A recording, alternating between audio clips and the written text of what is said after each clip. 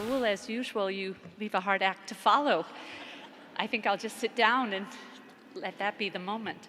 I definitely want to begin, though, by saying how honored I am to be sharing this day with Carlos and Elizabeth and, of course, the incredible Michelle and Joe. What an incredible team or class to be welcomed into, so thank you. I'm the daughter of dairy farmers.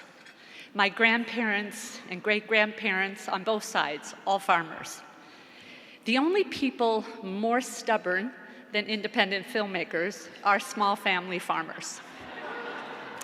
They do passion-driven work that requires a high degree of dedication, often in the face of financial instability with long, demanding hours. They rely on unpredictable income streams and often have a second job to sustain themselves. They prioritize quality, originality, and authenticity over mass production. They're vulnerable to external forces outside their control, like weather patterns and market price fluctuations. They're small business owners, jacks of all trades, who have to know how to fix a fence and help deliver a breech calf. They don't like interference, but they rely heavily on their community to get through difficult times.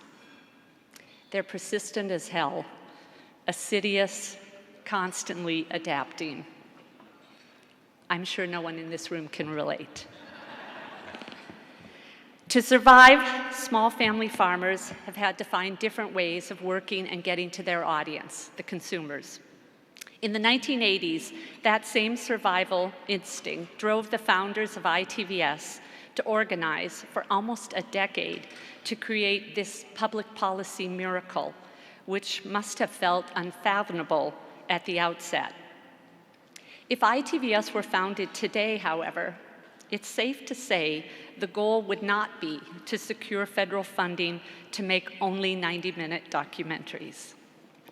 So ITVS, with innovation in our DNA, needs to reinvent as we rebuild.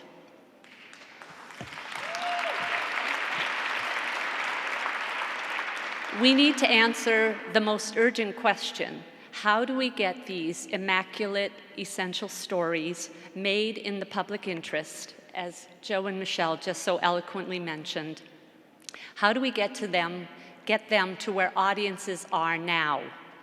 In 1988, when ITVS legislation was signed, there were only 4 networks.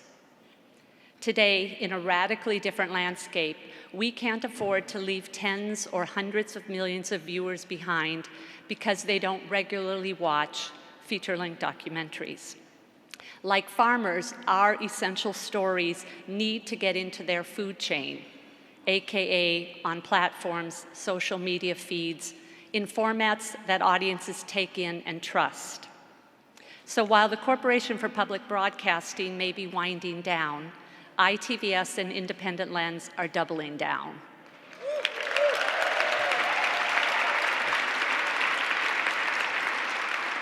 Yesterday, we announced the first of 3 new initiatives that are focused on the audience, the millions of people outside this room who get information and disinformation only online, in places our stories need to be. This isn't a pivot away from feature documentaries, but it's hedging against a changed world. It's also meant to shorten the time for some of our stories to go from conception to production to audience. In many ways, ITVS was built for this generational watershed moment. We have 34 years of experience identifying and incubating talent, co-funding and co-producing, and we still spearhead community engagement and national distribution in purple, red, blue, all of the still United States. I want to thank Tom and Rafaela for this incredible honor, as well as everybody at Doc NYC who put this together. I'm standing alone, but Independent Lens is a team enterprise. So while I'm standing here by myself, this award also truly belongs to the directors, producers, editors, and crews of 586 independent lens programs to date. There will be more.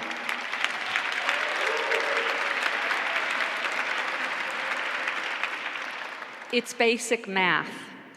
There is no independent lens without independent storytellers. I'm also encircled by the incredible people who work at ITVS and people I worked with during my time at Sundance. I want to give a special shout out to Carrie Lozano, our new president at ITVS, who's here.